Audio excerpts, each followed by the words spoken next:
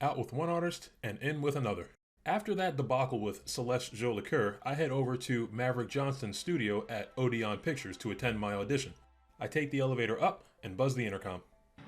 Great, you made it. Listen, I know you're expecting a script, but you're the real deal. Just go in there and do what feels natural. We gave the other actors real weapons to keep things authentic. And cause Josh is paying to see their logo on the big screen. Like any other actor, I've got to put my life on the line for the craft. I head on to the set, and it's definitely a piece of work, but I'm already here, so I get on my mark and start the audition. Well, well. Here to stop us at last, Captain Steele? You're too late. All of this Settlement CNP Hungry Time food pills, same nutritional value, but now with added filler, are ours. With their patented stomach stuffing effects and baseline vitamin content, we will be nigh unstoppable. I'm not that invested in the outcome here, so I use my dialogue skills to improvise lines. What an unexpected twist! After the shit show, Maverick Johnson comes out to follow up. That was brilliant stuff. Do you write your own material? He pays me for my time and says he'll call when the script is completed, but I really hope he doesn't. I level up to 24, raise my long gun skill to 60, drop the remaining point into medical, and then unlock the Armor Master perk, which raises the natural armor rating and innate skill bonuses of any equipped armor piece. Now, to knock out another easy task, finding those escaped sprats for Giles. Once down in the maintenance tunnels, I'm met with a workbench. It's been a while since I've done any tinkering on my guns or armor, so I spend a good few bits on some weapon improvements and change around some armor mods. Giles mentioned there were some malfunctioning automechanicals patrolling down here, and I'm ready for them. Sprat number 1 was a few steps away from the workbench, so that's one down. The very next one must have been into Blues Traveler because it was runaround time. After catching him, I continued down the hall and I spy some run-of-the-mill sprats scurrying about. One proceeded down the adjoining hallway towards an automechanical, and then I heard something concerning. I wasn't concerned about that in particular, since that wasn't one of the sprats I'm down here to find. But sprat number 3 slipped by me and tried to run down the same hallway as that automechanical, so I was very concerned about that and had to button mash to catch him before he got. I take a minute to clear out other nearby automechanicals to lessen the chances of any more possible accidents, and I come across a destroyed wall where sprat number 4 is hiding out. Moving on, I find a room which I believe the post office uses for storage. I eliminate the automechanicals in here, nearly trip on the bodies of dead postal workers, and find sprat number 5 hiding out behind some crates. I guess the dead postal workers were victims of the malfunctioning automechanicals, but who can say for sure. I make my way to where the final sprat is supposed to be, and I'm immediately met by a mega sprat named Kobalos and its horde of children. They took me by surprise, for sure, but my trusty LMG took care of them fairly quickly.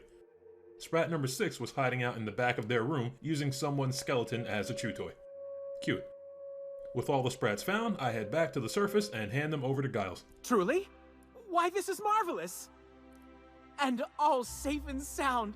Oh, Reginald, Philippa, Vonda, Haroon, Iskander, Evelyn, I'm never letting you out of my sight again! I won't be paying Dr. Chartrand a visit just yet since I have more to do around Byzantium, so right now, I need to scope out Minister Clark's estate thanks to the key I got from Mayfield. I approach the back of Clark's place and head inside. I don't have a disguise, so my only real option is to sneak. I don't have any clothing either, so I'll have to sneak in my undies. I'm sure an unidentified half-naked man creeping through the halls of the private estate of one of the most influential people in the entirety of the Halcyon colony is easily in the top 3 strangest things any of these guards have seen in their entire careers. The estate interior is crawling with guards, so I get noticed quite often. The few times I was actually seen were some crazy close calls. What?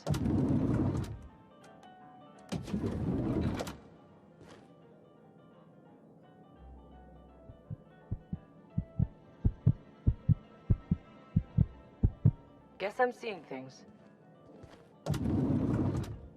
I managed to make it to the main stairway leading up to the second floor where Minister Clark supposedly is. One side has 2 guards facing the stairs, and the other side has 1 guard patrolling the length of the walkway. I dip into a curtained area on the left in hopes that the guard will turn right to walk by, narrowly missing their chance to see me. I'm not that lucky, and the guard turns to her left. Open fire! I think about reloading my save, but then decide to play it out. I up and sprint across the hall to the room next to where Clark is, and they lose sight of me but still go to my last known location. I then creep into Clark's room with my ass cheeks in full view of him and sit crouched by the door to see if the guards lose interest. And they do. I would be flabbergasted at how bad these guards are, but it's par for the course at this point. I catch my breath and then speak to Minister Clark. You're not one of my guards. Observant, isn't he? He then assumes I'm another reporter or media outlet coming to harass him at the behest of Chairman Rockwell. I tell Clark I'm here for the dimethyl sulfoxide he's been hoarding, and he concludes I'm some drug-crazed dissident trying to shake him down for a quick fix. This dissident has records proving the purchase was made, but that only confirms what Minister Clark has suspected for some time. Clark isn't staying locked up here because he wants to, and he didn't actually purchase the chemicals. Chairman Rockwell wanted Clark out of the way so he could conduct business in Clark's name. To what end, neither of us knows. You are a quick study, indeed. Clark insists I get to the bottom of this, and he informs me any plans of Rockwell's would be in his office at the Halcyon Holdings Corporation headquarters over in the Acropolis district. Those are the same maintenance tunnels I was just sprat collecting in, so I know I won't meet any more opposition down there.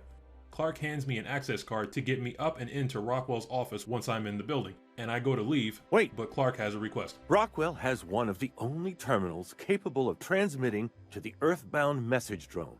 This is our chance. As he is a member of the Earth Directorate, Rockwell hasn't let him transmit any messages to Earth for years. But one of the only terminals capable of Earthbound transmissions is in Rockwell's office, so he asks me to forward a message while I'm there. Simple enough. I take my leave and slip out the balcony door. I'd rather break my legs than sneak back downstairs through a dozen UDL guards, so I hop down off the balcony and notice it's a pretty long drop. For the hell of it, I check my map for the obvious, and yes, I can fast travel right now. So I head back to the ship, put my armor back on, and head out again. I wait for the endless elevator, and then head for the maintenance tunnels.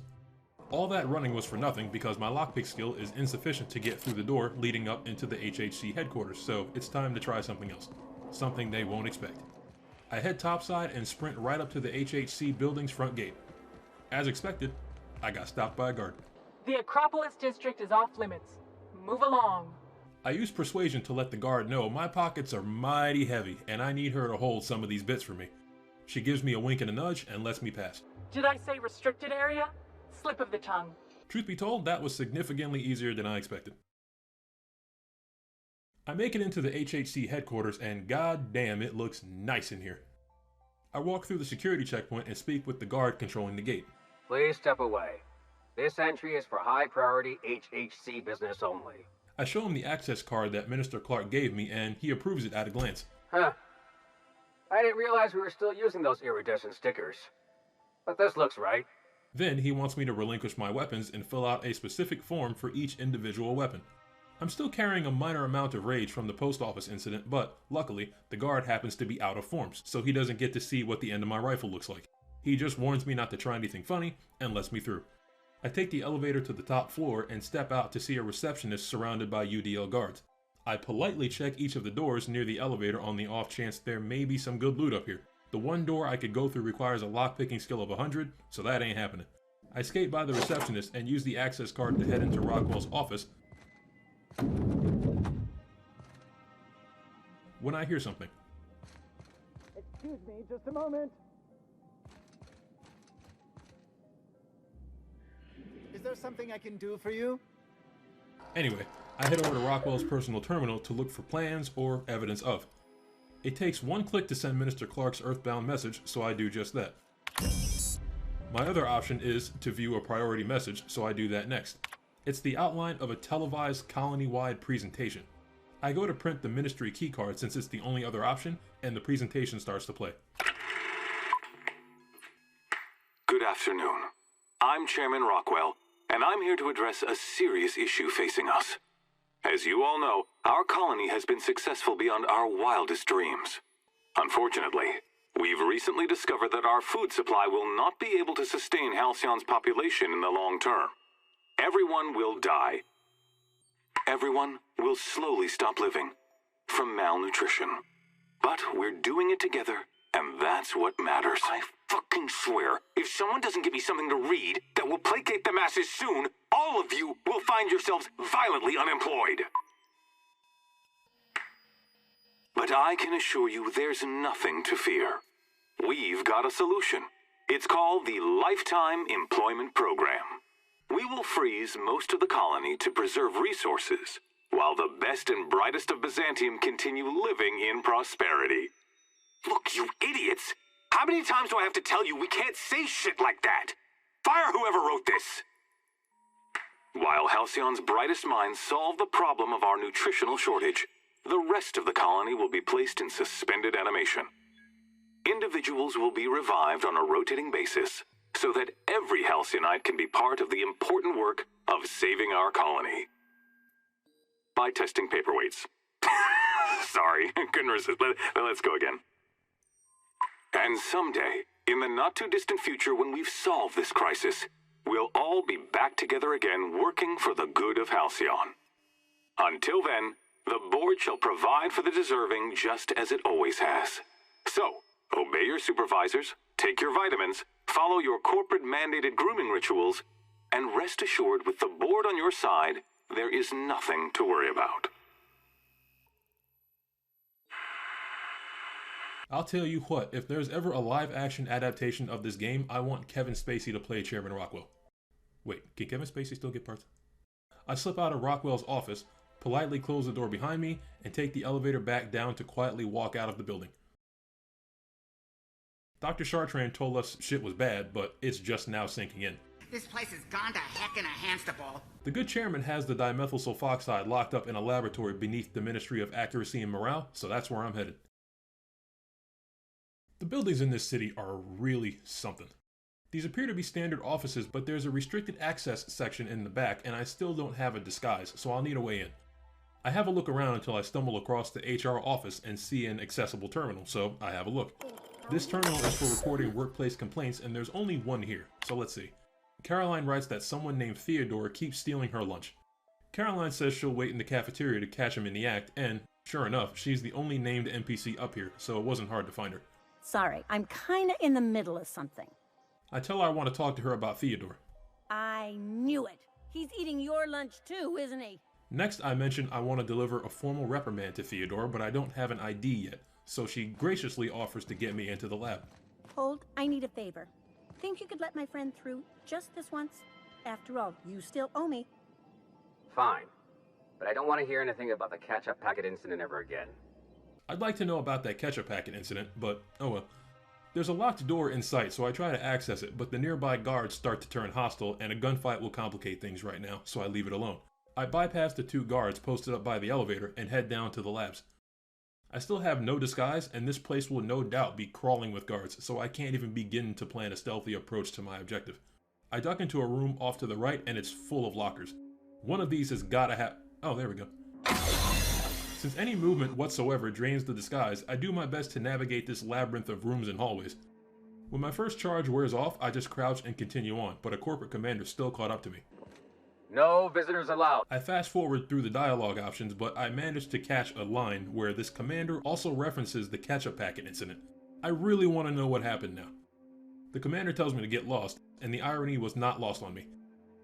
Eventually, I managed to find my way down to the objective right before my second disguise charge ran out. Luckily, no guards are in the room, so I hopped down off the barrier, fractured my tibia, and located the dimethyl sulfoxide container. I reach the nearby terminal and get the full story. The dimethyl sulfoxide is currently coursing through every containment capsule in this room, and those capsules are holding people in a suspended animation of sorts. Draining every last drop of the chemical will kill everyone in a capsule, but the experiment's integrity can be maintained if I only take 26.371% of the chemical. It's not a lot, but Phineas will have to make do. I snatch the container and level up to 25, but I need to get the hell out of here right now, so I unbar the exit door, take the lift back up to the HR offices, and leave the building. Once outside, I fast travel back to the ship, dump my skill points into lockpicking, and unlock new perks for all companions as well. The only things left for me to do right now include handling that whole business with Dr. Chartrand again, and dropping the chemicals off with Phineas. I go to plot a course for his orbital lab, but Ada tells me I have an incoming transmission from Adjutant Sophia Akande. No one ever looks quite the same in person as they do in my reports. And my reports of you have been exceptionally thorough. You've had quite a career. I believe she's the head of the board, mainly because she's the most sensible among all of the board's members that we meet, but it's never made clear where her position sits in the hierarchy. This may come as a surprise, but I happen to enjoy your work. I've been keeping up with you ever since Emerald Vale. Now that was an interesting piece of work. A rundown backwater, barely worth the ink on a map. Until you showed up. When you cut off power to Edgewater, you saved me a great deal of trouble. Now I don't have to bother trying to save that town. All this happened because some mysterious stranger fell out of the sky. Her voice actor does a good job portraying the whole big bad vibe, but that's beside the point. Sophia wants me to turn against Phineas by transmitting a tracing signal from a communications terminal at his location. She forwards the necessary codes and then terminates the call. It would be fairly easy to get one over on Phineas. The board does have more resources at their disposal to enact the changes that the Halcyon colony needs, but they can't be trusted. They jerk you off with one hand and slit your throat with the other. Not to mention, they've done too much dirt to too many innocent people. I plot a course for Phineas's orbital lab, take a nap, and head out. If there was any small part of me that wanted to betray Phineas, it was snuffed out the moment I noticed he has a sissy pig named Bubbles. No matter what, Bubbles must be protected. Phineas tells me he has refined his formula while I've been gone, and he'll take as much dimethyl sulfoxide as I can give him. I give him the minuscule amount that I stole from the lab, and he says, Damn, that's not enough. Make up your mind, my guy. I already made him aware of Chairman Rockwell's plan to ice everybody while the rich ride out the rest of their lives in comfort, so Phineas's mental stability is circling the drain. He says we need to reach the colonists before the board, and I use my science skill to suggest we take the ship and push it somewhere else! Namely, here to the Halcyon system. Merciful gibbering law, you're a genius! Phineas likes the idea, so it's settled. I let him know that the adjutant asked me to place a tracing signal in his lab, and he says I should do it. Use my communications terminal to corrupt the tracking signal. While the board busies themselves trying to decipher it, I'll have plenty of time to prepare my defenses. That's as good a plan as any, so I sent the corrupted tracing signal. I mean, my heart's beating! Doing that was enough to level me to 26. My hands are shaking! So I split my skill points between medical and science and unlocked the BOOM! Headshot! Perk, which makes victims of headshots explode and damage all other enemies within 2.5 meters. Once I'm back on board the Unreliable, I get another transmission from Sophia Akande. I'm impressed, Captain. I almost expected you wouldn't go through with it. Unfortunately, Dr. Wells found a way to corrupt the signal before we could pinpoint his location. Still, it's only a matter of time before we find him. She then invites me to Byzantium for a chat, authorizing my ship to access her personal landing pad on the HHC headquarters roof. That's nice and all, but I've got colonists to save. We head to the Hope, and Ada tells me what to do. We have arrived at the Hope. I need you to reroute power from our ship to the Hope's auxiliary generator. You'll have to connect me to the Hope's comm system so I can convince her central computer to enable the skip drive. Now that I have a plan... Captain, I hope Dr. Wells has not dragged you into one of his irrational schemes again. My diagnosis of his mental stability is not flattering. Well, hopefully he can hold it together for a little while longer. Riddle me this. The Unreliable is not small or quiet in any way, so why were the patrolling UDO guards on the Hope's dock not immediately at my front door the moment we touched down? Now think about that. That does not make sense. I walk down the dock unhindered and talk to the man in charge around here, Quincy Duncan. You know, when they posted us here, I told them there wasn't any point. Nobody would be so stupid as to fly to the ass end of the colony for this derelict. Well, you thought wrong, boyo. I use a combination of my science and lying skills to tell him I'm there to extract samples from the frozen colonists, and he buys it, because the only thing more believable than a good lie is a good lie based in science. Alright. You'll want a uniform so my staff doesn't shoot you on sight. They're a dangerous mix of bored and trigger-happy. We've got a few extra in the old badge station to my right. He says that, but there's not a single disguise in the room. Good thing I still have the disguise from earlier. I do a fair amount of looting as I make my way towards the objective, and I come across some logs from the ship custodian, Thurston Stallworth. The first log is him mentioning how the amount of bloodstains he finds around the ship seems to be increasing, and he wants it to stop. I continue on, picking every lock and looting every container, and my first disguise charge runs out just as I approach a group of automechanical guards. Error. Hope crew data not found. Identify yourself. I talk my way out of it, and keep it moving. I reach the back bays where the colonists are stored, and I hack a door to gain entry to a side room. In here is an elevator and another hackable door, so I head for the hackable door, only to be met by a mega sprat and a horde of smaller sprats. All hostile. If I had a fucking nickel for every time I got lunged at by a mega sprat today. I'd have 2 nickels, which isn't a lot, but it's weird that it happened twice, right? After they are dealt with, I find another log from Thurston. He writes that he gives up trying to clean up after whatever civil war is happening aboard the ship because it's becoming increasingly difficult for him to do his job, so he opted to put himself on ice and leave the cleaning for someone else to do. Good man. I head back the way I came, towards the objective marker that I've kind of been ignoring, and find the terminal that will route communications through the unreliable. Once I do that, I make my way to the open elevator I passed by earlier and head up to the bridge.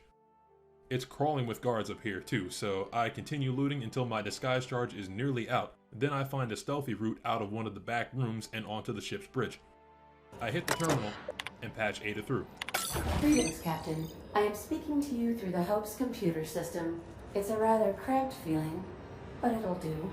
I tell her I'm prepared to skip the Hope, as in fire it into the Halcyon system, and the Hope's AI pipes up and asks Ada if we're really doing this. ADA, does your captain seriously intend to do a micro-jump in system with engines that haven't been powered in 70 years on a derelict ship?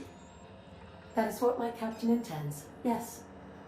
But that is a gross misuse of the skip drive. The Zero Point Drives Corp and I will not be held responsible for any damage incurred during transport, and this will cause extreme damage. Yes, I am aware of that. You should not be doing this. The humans will die. Thank you, Hope. It looks like all systems are a go. Captain, I would advise you to hold on to something, now.